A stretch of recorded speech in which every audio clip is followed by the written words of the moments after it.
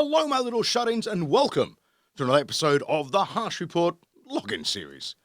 A lot of people's travel plans have been totally thrown into absolute chaos with the COVID-19 pandemic. Flights cancelled around the world, imposed social distancing, and working from home. And not so bad for some. Then there's mandatory quarantining for travellers entering some countries. It started as requested self-isolation in either your home or place of stay when entering the countries in question. This has now been upgraded to a mandatory 14-day holiday stay. Now, how does the government do this? Are you whisked off to a military base with ominous tents and guys in hazmat suits? Oh, fuck no. They put you in a hotel. Yeah, a hotel. They range from 3-star to Sentosa. That's right, I said Sentosa. Sentosa Island, Singapore's entertainment paradise and resort centre. Now, if you arrive from the US or the UK, you get an all-expense 14-day paid isolation holiday, courtesy of the Singaporean government. Come on down!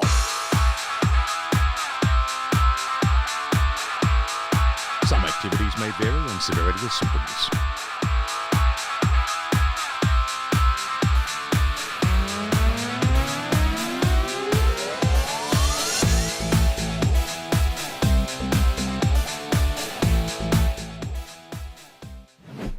You know, somehow I don't think this is a deterrent for travellers. Hey, Annie, can you book me a trip to Singapore, hun? You know UK, you know US, Australia. Fuck. Now, the world has agreed that social distancing is a major part in flattening the curve for the COVID-19. No one with any common sense or social conscience would argue this, unless you're Pr.Tony Spell from the Life Tabernacle Church, Louisiana. Now, despite repeated pleas of social distancing from government and medical authorities, Pr.Tony Spells led his congregation of over 500 parishioners in service on the 29th of March. The church, again, is not a non-essential. Okay? The church is the most essential thing in all the world. Well, it appears that Pr.Tony Spell has since been issued with a misdemeanor summons for violation of Governor's emergency order. Pr.Tony Spells justify the move by saying, you can't say retailers are essential and the church is not. That is persecution of the faith. Ah, cognitive dissonance. Tabernacle Church, spreading more than just the word. Earlier today, I caught up with an old mate, Nick Bolton, in Bulli, Australia. We had a rap about what's happening in his part of the world. Here it is. G'day, mate. How you doing? I'm very well. Bunkering down in these very strange times. Aren't they what? Whereabouts are you located? We're in Bulli, south of Sydney. It's about an hour and 20 on the train south of Sydney. So beautiful escarpment, rainforest, beaches. Lovely place to self-isolate. Beautiful, beautiful. Now, I met you some years back when we were doing streaming video, and you've since very successfully started a new company called TENALPHAS. Could you tell me a little bit about that? Yeah, well, I mean, they were great times, weren't they? That business got up to about 70 people and it became very technically focused, which is not my sweet spot. I'm much more into the creative side of things.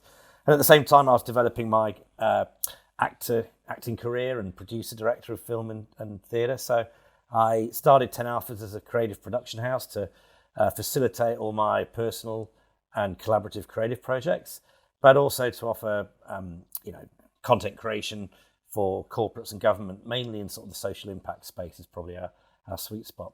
Oh, okay. So TENALPHAS, that sort of gave you the privy to be able to produce your own content on the side as well. Did that make it easier for you? Absolutely. So, over the 5 years we've been in existence, we've just continually reinvested in better cameras, more lenses, drones, jibs, sliders, gimbals, you name it. You like buying lots of toys, as do we. Oh yeah. And and we've got edit suites and licenses to all the platforms that we need, and so we're totally self-sufficient. To we could go and make a film this afternoon if we wanted to. So it's a lovely position to be in. Now, leading to that, you did a fantastic piece about just under a year ago now called The Road To Vagator. A beautiful piece, mate. Now, I understand this was shot during your honeymoon. How did that work? Yeah, it was.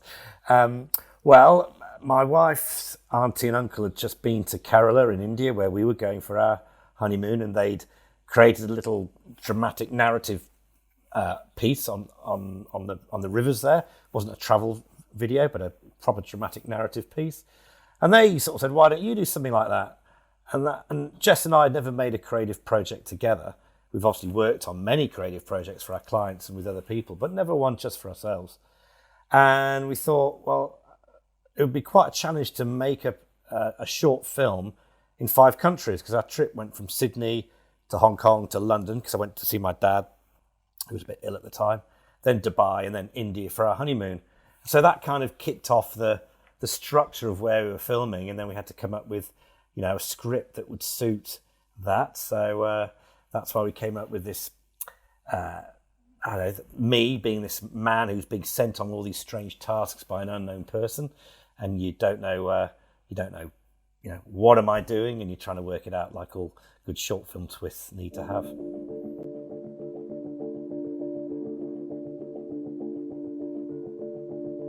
Sometimes you have no choice. No choice but to search all corners of the globe. Searching for something. Searching for someone. Searching for the one. No choice. The Road to Vagator.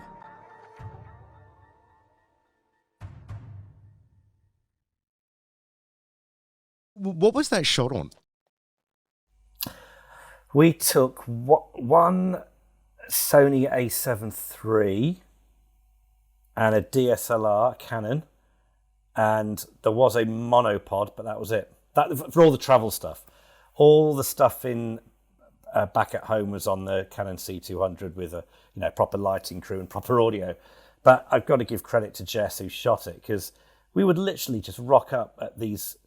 Well, first we had to find the locations. I mean, we'd be in Hong Kong for 2 nights, in Dubai for a night, and literally, I remember in Dubai we had to find the old port, where we had to find somewhere that would sell the incense, and there was not another Caucasian Western person to be seen anywhere. Wandering around these back streets, and went into this shop, and they did. And they couldn't really speak English, and of course my Arabic's not very good. And so I basically just pretended to be a customer, and Jess filmed it all. And so it was one take, basically. Wow. I mean, as far as running gun work goes, that was just absolutely beautiful, man. Yeah.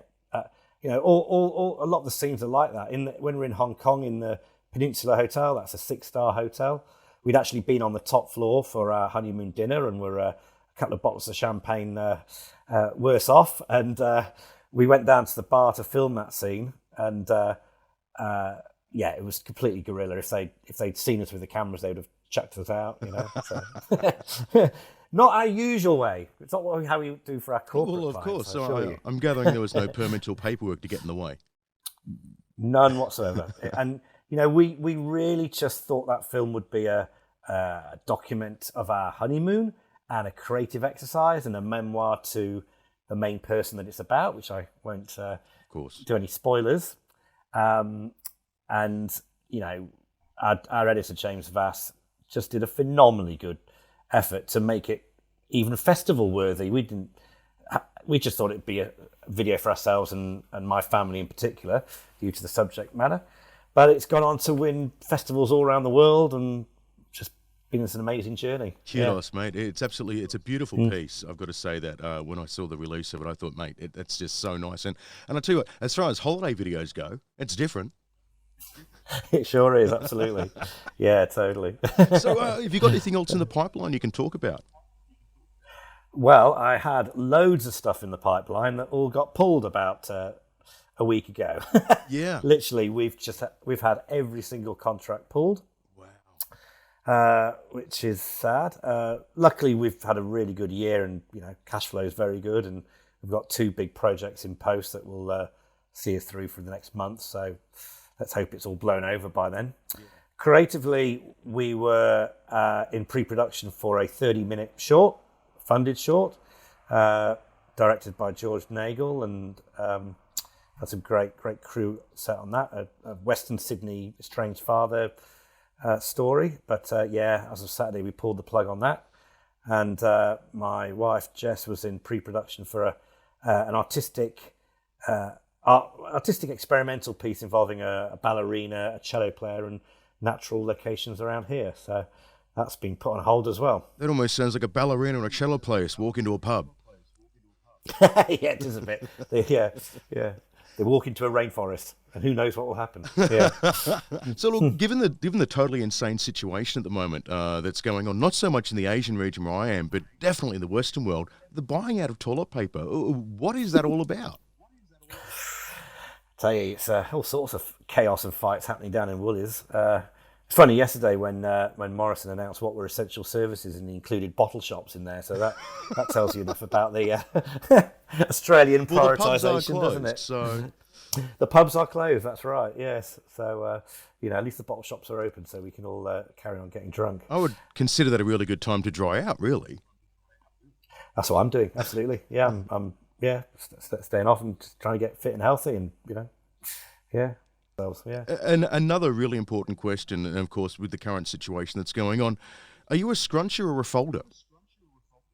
Mate, folder. I mean, what is scrunches? I mean, it's just wrong. Stop scrunching. Yeah, stop scrunching. Save your toilet paper. Yeah, but down to a two sheet fold now. Not 3 or 4, just a 2 fold.